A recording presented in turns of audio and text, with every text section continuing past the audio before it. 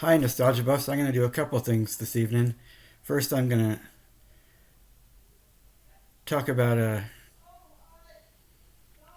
a good, prolific character actor who I think should have gotten more recognition.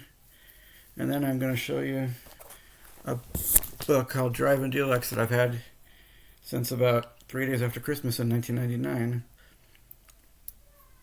Now, character actors, are those people who usually aren't billed higher than third in the movies and play supporting roles. And oftentimes you know them, everyone knows them by face, but not too many people know them by name. I'll give you an example of one that originally I thought everybody knew, but it's not that well known by name. Is Griffin Dunn. He was in After Hours. He's on the front cover where it looks like his head was twisted off and someone's fingers holding it around a clock. It was a Martin Scorsese movie, and he was an American Werewolf in London. And The Other Side of the Mountain was one of his first roles. And to a lot of people, he'd be most noted for playing Mr. Bixler, Mr. Bixler, the art teacher that little Veda Stuffins was sweet on in My Girl. And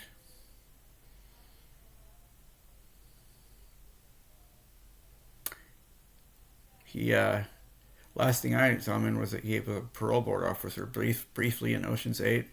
He was in a quiz show with, which had Keanu Reeves in 1994. So yeah, he's definitely an old timer, but he still gets work. And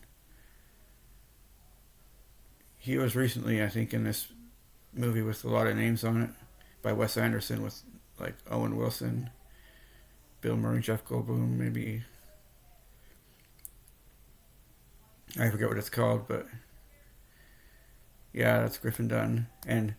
But who I'm talking about today is a man who just died not even 2 years ago when he was almost 103 years old.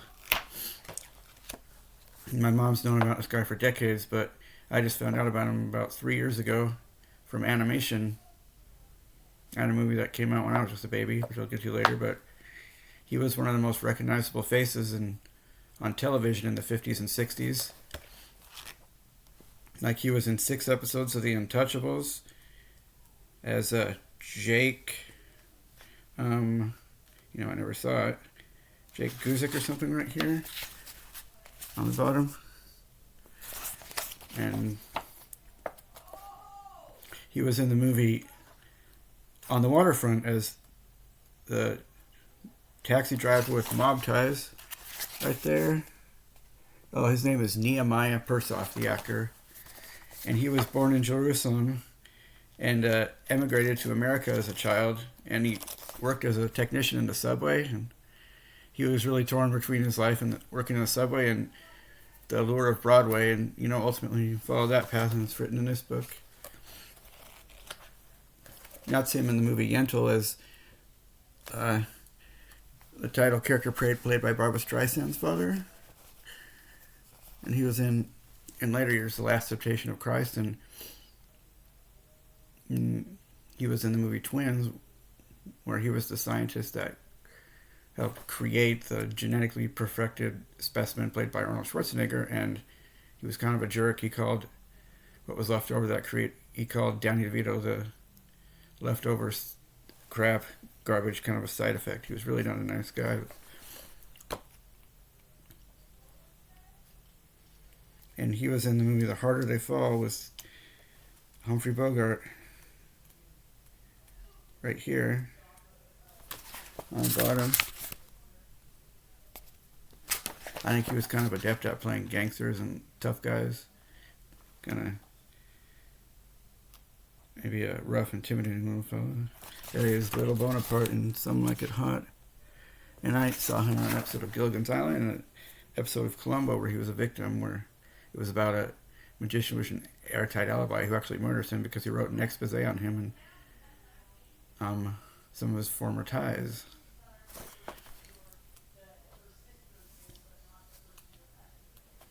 He was in Mount St. Helens, the movie, in like 1983, and something called a comedy in 1981 called O'Hara's Wife. I think that was with Edward Asner. This book is actually called The Many Faces of Nehemiah. He was actually considered for the role of Don Corleone in The Godfather.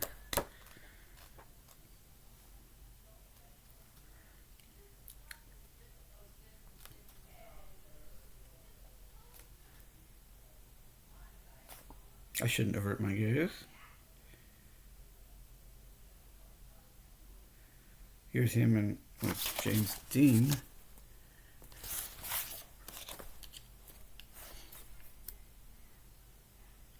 And he was in the same story as the old Temptation of Christ sometime in the late 60s, I think. And he was in a kind of a scary thriller in 1975 called Psychic. But I've always been, kind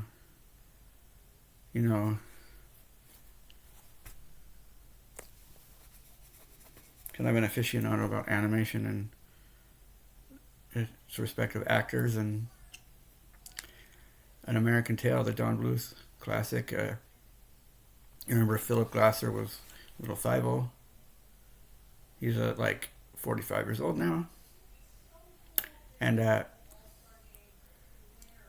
one of the comedic greats, the late Dom DeLuise, was Tiger. He seemed to do a voice in several. He did a voice in several Dom DeLuise pictures. And Christopher Plummer was the pigeon who sings "Never Say Never," and it had the voice of Madeline Kahn. John Finnegan was Warren T. Rat. And Hal Smith was in it. He played Otis on the Andy Griffith Show, and he later played Petrie in the Land Before Time movies. And wait a minute, that's no. Will Ryan was in it, and he later played Petrie in the Land Before Time movies. And Otis, the guy who played Otis in the Andy Griffith Show, Hal Smith, also did the voice of Owl in Winnie the Pooh franchise. But it occurred to me about 3 years ago when I got my first smartphone, and I was going around looking up this pop culture junk. I didn't know who did the voice of Papa Moskowitz, and I looked it up out of curiosity, and it was Nehemiahperssoff, and I shot my mom a text message. I'm like, "Do you know an actor named Nehemiah Persoff?" "Yep," she said. She said, "Oh, she thought he was a neat guy." He doesn't. I don't think he mostly plays toughs. I think he plays a lot of different characters. Papa Moskowitz was quite the opposite of the tough. And that would have been him. He did a voice in American Tail, and American Tail 5 Goes West, and the sequel that came out in the late 80s, straight to video. And yes, that was him singing "There Are No Cats in America." That was in 1986. The first one came out. And what was really interesting when I found out about him about 3 years ago is he was over 100 years old, and in April of 2022, unfortunately, he passed away. But my gosh, he lived to be almost 103.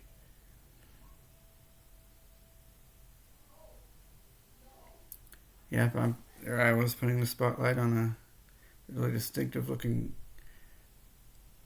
character actor with a pretty unknown name. So it makes sense why he did the voice of Papa Moskowitz, as he had the same journey as a young boy, although not as nearly as dramatic as Moskowitz's. Now this is one of my oldest books. It's just never gotten lost or been sold or anything. Michael Carl Witzel made these. They're called Enthusiastic Color Series, and I have another one called Route 66. This one was published in 1997, and it says, other enthusiast color series include gas station memories, 50s American cars, vintage police cars, toy tractors, Chevy pickup trucks, caboose, Ford pickup trucks, classic Harley Davidson big twins, and they made ones later. I mean, Route 66 wasn't published until 2000. Look on the back. Sure, there's some quaint and kitsch things That might just be fascinating to you in here. See, look, here's older this A&W. I'm going to say that's maybe 50s or early 60s.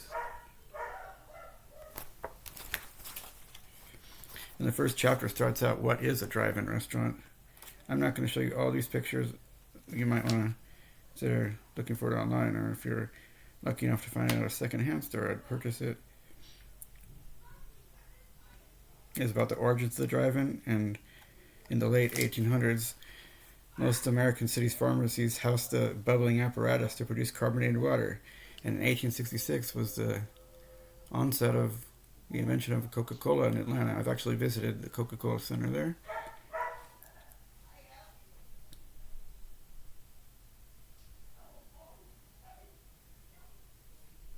This is a picture of that such place I mentioned around the 1920s in around Dallas. The Edgewood Pharmacy in Dallas, Texas.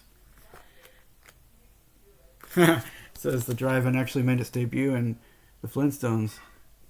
And here's an example of the turn of the century. The Coca-Cola ads would have like a stylish woman as a customer, like pulling up in a carriage. And there's the more the refined gentleman of the beginning of the 1900s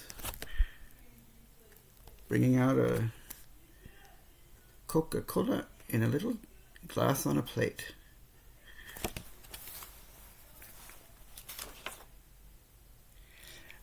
And there was something called the Texas Pig Stands that's kind of kitsch and pretty interesting.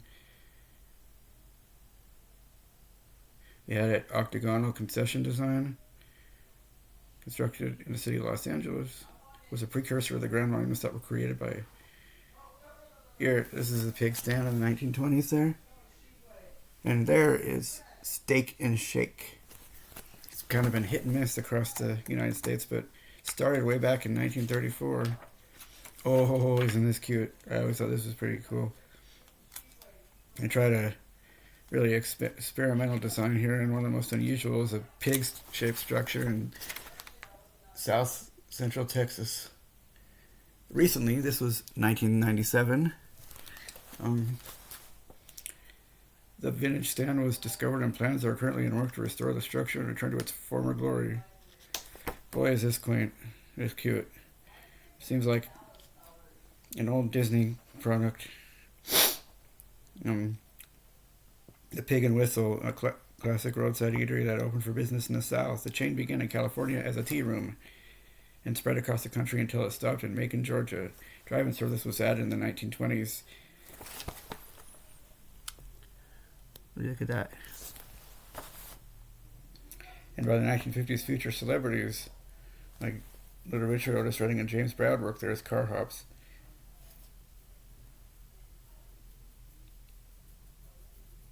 I was thinking this folded up in like the 50s, this whole concept. And there's Mel's Drive-In from American Graffiti, which is an early Ron Howard movie, and some sources say it's Harrison Ford's claim to fame. Oh, there's a 1997 Sonic. Sonics are pretty classic, of course. These might look similar to that today, or at least they still have that wacky pack.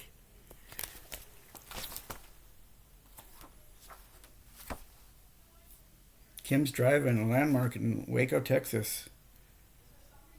It's got that Las Vegas type sign that attracted customers back in the 50s. Him's Hamburger, etc.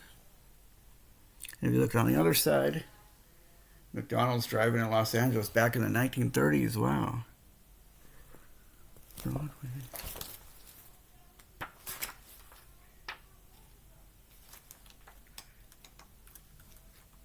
Yeah, you know, the 1930s, like kind of like the 1920s in here. It seemed like most urban areas in any city, it seemed like most of the businesses were just all there together, like they are in downtown areas, like San Francisco or Boston, where most of the entire city proper is like that. And it seemed like Um, there wasn't a lot of parking lots. People used to mostly parallel park and park their buggies, wagons. Yeah, but soon it was to where if you're going down Main or Grand Avenue and you see a McDonald's, and then hundreds of feet or 100 feet away you got an Arby's, and then a Burger King, and hundreds of feet away more you got a Target and a shopping center sprawled out. But it seems like through the 1930s, most of the city just looked like a downtown area.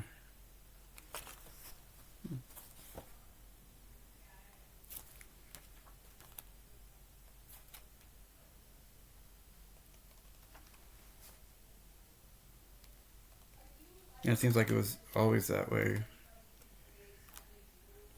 until maybe the mid 1940s. And look, there's a car hop at Simon's Drive-In in the 1930s.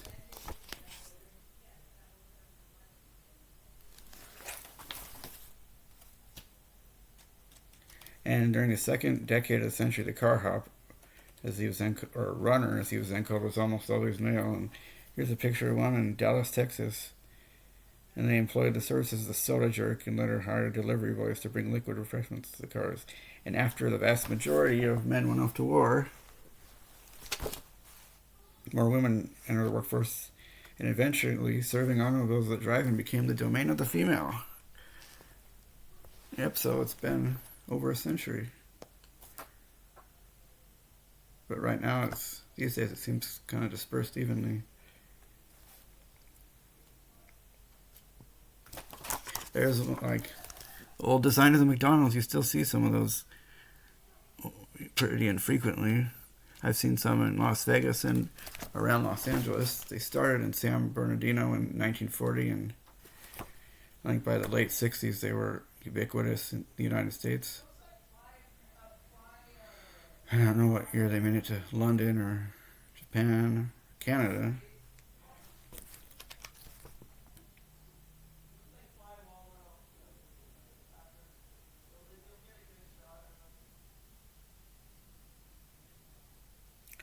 And look at places like this, the individually owned and operated joints like Clown Burger. They used to be the majority along America's highways, but most of the mom and pop operations that occupy space on these once busy access corridors are closing down per 1997, making way for the corporate giants of the fast food. This site was recently razed and Clown retired from service, and this was back in 1997. I'm not sure where that is, but it seems like it might be somewhere in Kansas. Keller's Hamburgers is a thriving business that it was booming in the city of Dallas, but who knows now? It was 26 or 27 years ago. And that is, I think that's there's 2 full pages that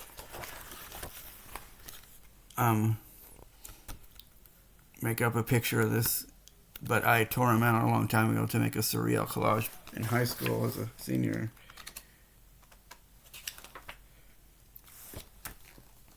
And here's the Harry Hines strip in the 50s. It was a place to cruise if you wanted to drive in. This was one of the few that remained in Dallas, Texas at the time.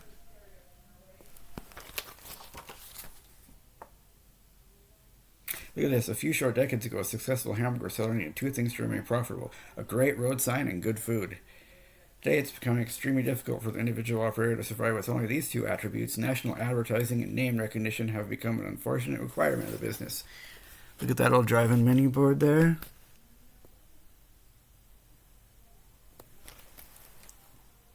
And one of the nicest looking one in Sapulpa, Oklahoma, the Happy Burger along Old Highway 66. Had a decidedly patriarchal color scheme. They tried everything in the book to try to get people to stop and take a bite of their Grand Chuck sandwiches. And look at that Happy Burger. Folks, if you're ever in these areas, I would consider looking them up, or looking them up even if you're not going to be there anytime soon. Just finding out if they exist for future reference.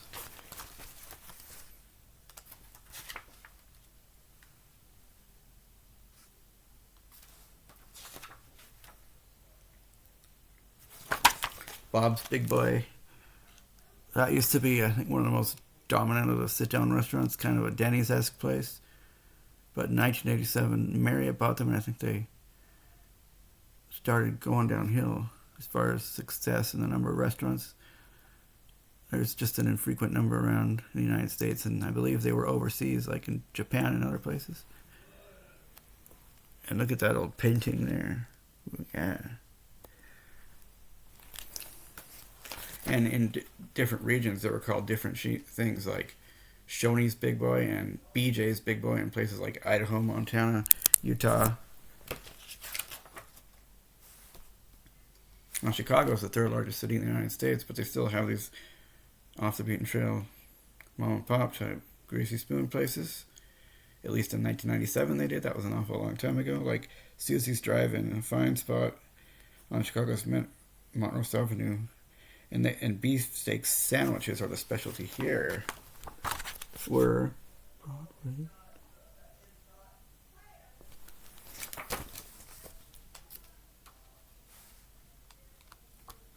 Another really quaint one. This looks like a picture from a Disney movie from 1970. This Grapevine, Texas Corner Cafe says only small towns and out-of-the-way places that time is forgotten allow operations such as this to thrive and serve food. Out-of-the-way places that time forgotten seem to describe Idaho Falls, Idaho, where I lived for 12 years, and Bend, Oregon, which I lived for about 5 months. Button River, Oregon, which is close to Bend, Oregon. That was about 16 years ago. And here's the cover page there. Look at the good old jukebox.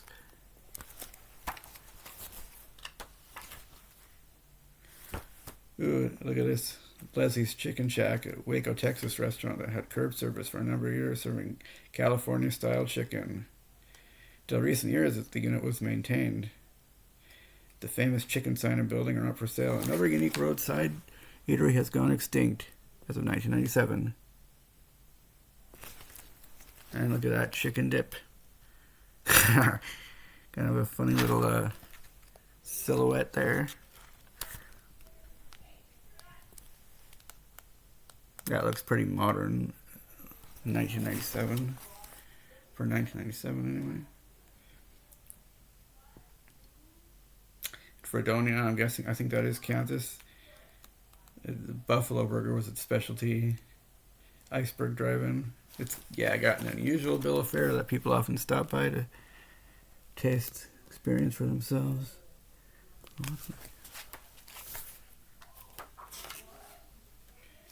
Oh, and then one of the original A&Ws, which has been around since 1919.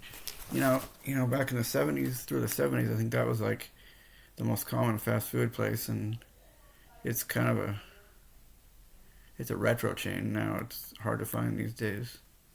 It used to be the most ubiquitous fast food place, kind of competing with McDonald's, which overtook it sometime around there, I think. Chicken in the Rough started in 1936. It was a small Oklahoma City drive-in and franchise. It franchised their tasty poultry dish to operators nationwide, with consisting of half a gold brown chicken served with shoestring potatoes, hot butter biscuits, and a jug of honey. It was a meal served without silverware. And in 1958, a chicken in the rough platter could be purchased for $1.40 Tuesday through Sunday. It was reduced to $1 on Monday, which was family night.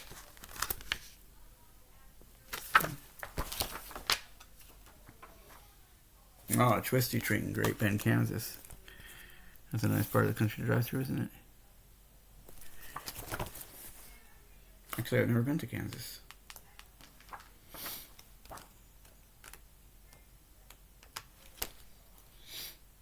And here's an elaborate architectural beauty in Branson, Missouri, with a glass block neon tubing and polished metal. Calling the crazy days of car hops and curb service here on the left, Uptown Cafe.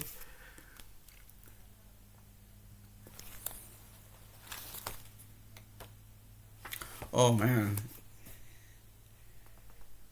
Yeah, the idea of building a sign was all the rage more than 75 years ago, it says, which back then was the early 1920s. And today it's In 1997, it's not so appealing.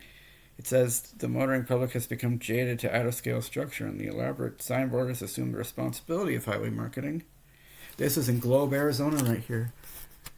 Isn't that just neat? A teepee-shaped pizza restaurant.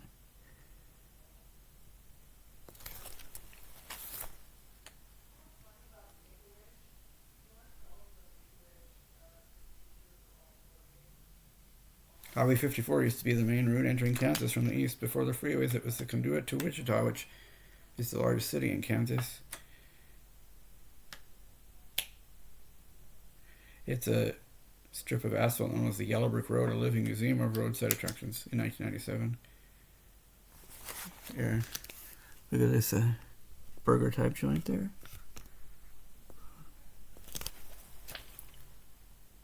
And frozen dairy bar on Virginia US 31. It's added modernistic structural elements. Yeah, this looks like a off-brand Dairy Queen, don't it? Ooh, the Health Camp was a healthy eatery in Waco, Texas. And the eatery on the Circle was our favorite destination.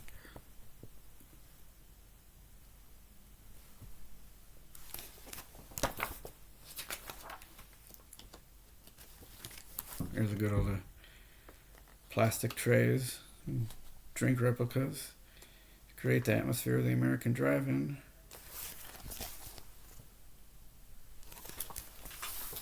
And in California, the cruise night became a regular part of the weekend, and every Saturday night, owners of classic hot rods and custom cars took their pride possessions out of the garages and drive it to the nearest drive-in. Until late night, they eat, talk, and reminisce about the good old days. Cruise night, no alcohol, no pipes, no open pipes in the surface.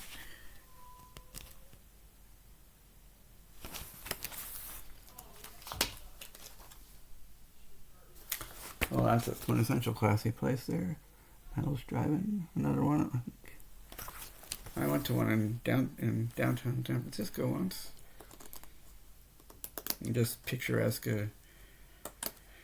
nostalgia there in the San Fernando. I think that's Santa Clara, California. This is the kind of cruise night or cruise day that I'm talking about here.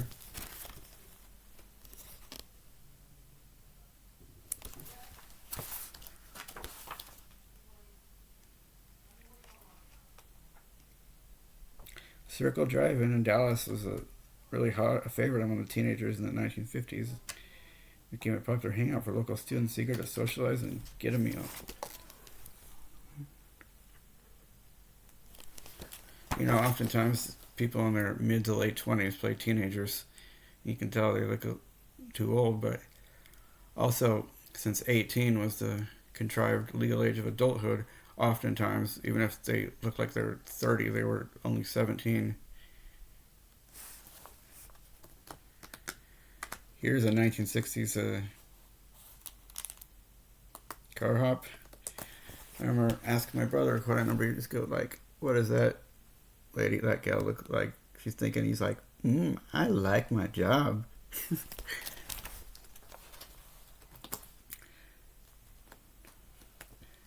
And look at this montage of matchbooks. See, this one right there, it says the Rio Club. And there's Fred and Kelly's restaurant from Pocatello, Idaho. You know, I lived there in that area for a long time, and that place didn't exist. It was fascinating because that was kind of in my heyday of being, fascinated by the 60s, early 70s, and to a lesser extent the 50s.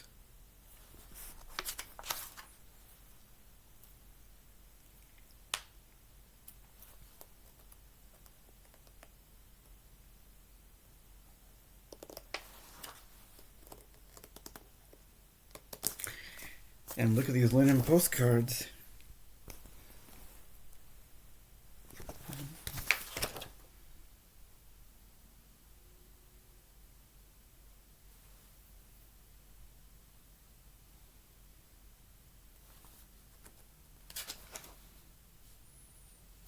There's a good old jukebox and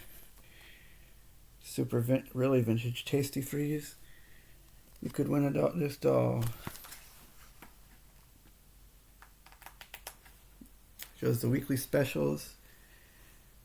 The Dairy Queen. No. This is Tasty Freeze. I don't think she was called the Dairy Queen.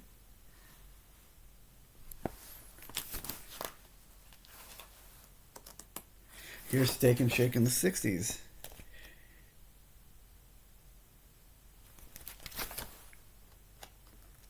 They were well known throughout the Midwest and even Florida. And "It's a Meal" was their slogan. And also in the Chicago area, I don't know how you pronounce that suburb, but I certainly know the spelling. It's Schaumburg or Scumberg. Colored band of Neon Night. It's the hot dog and variations of it. Yeah, this was their specialty, was the dogs, hot dogs. I visited Chicago once, and my brother had to take us to a hot dog restaurant, one right in downtown, actually.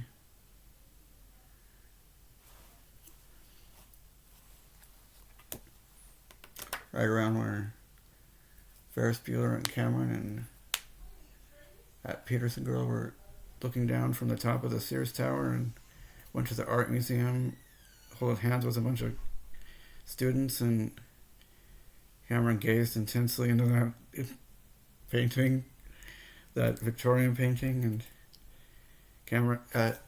Ferris Bueller hijacked a parade, flew out and started lip syncing to Twist, Shake It Up Baby now. There's that 6-year-old who just loved his burger.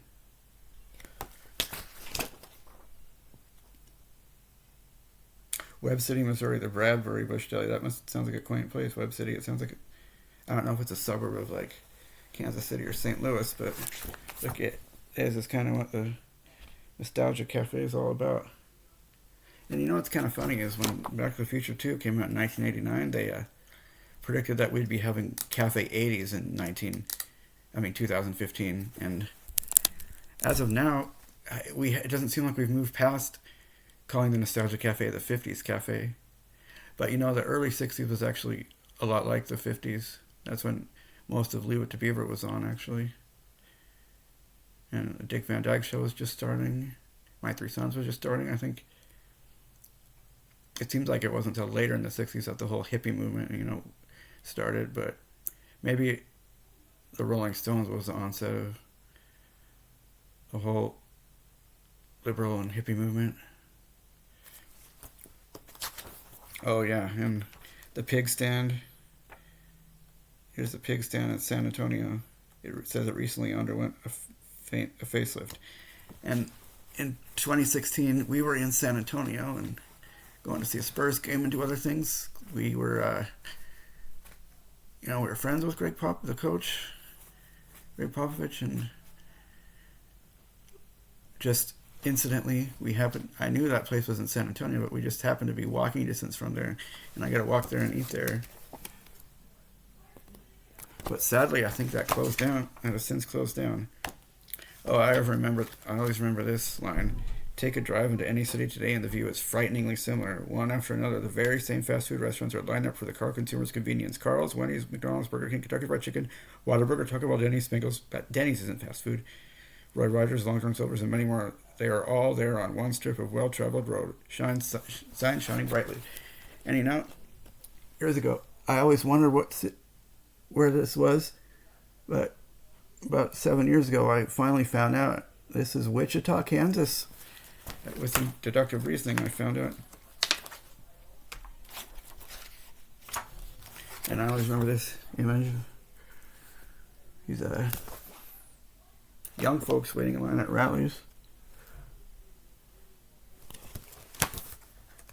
Look out on Detroit's Woodward Avenue. The essence of those times of the 50s and 60s. Senior restaurants along the entire length of this once hectic hot rod avenue. The American restaurant Royal Oak recalls those drive-in cruising days with an unselfish use of classic materials. Look at it. Look at it.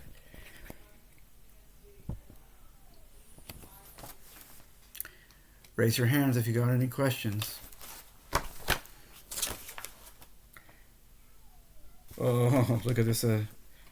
Sometimes ordering boards of present day 1987 fast food assume similar shapes.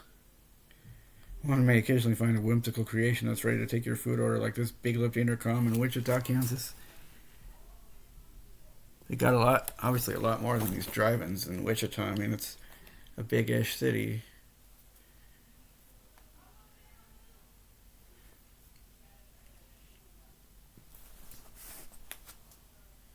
Dale's Snow Cones in River Oaks, Texas.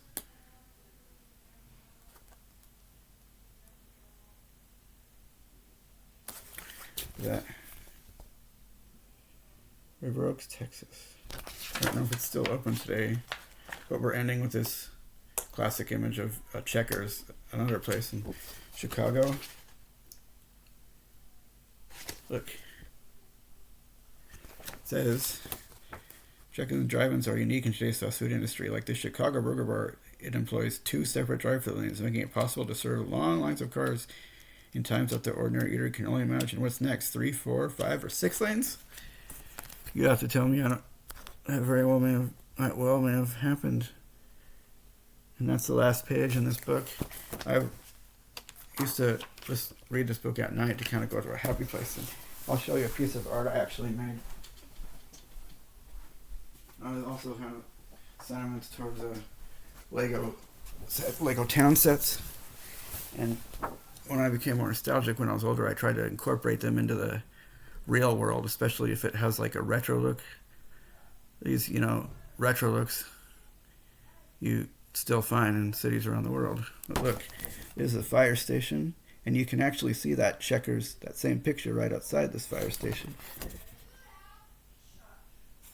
And you can see an old Sizzler and Taco Bell sign outside those windows. Alright, I hope you love this and found this fascinating, guys.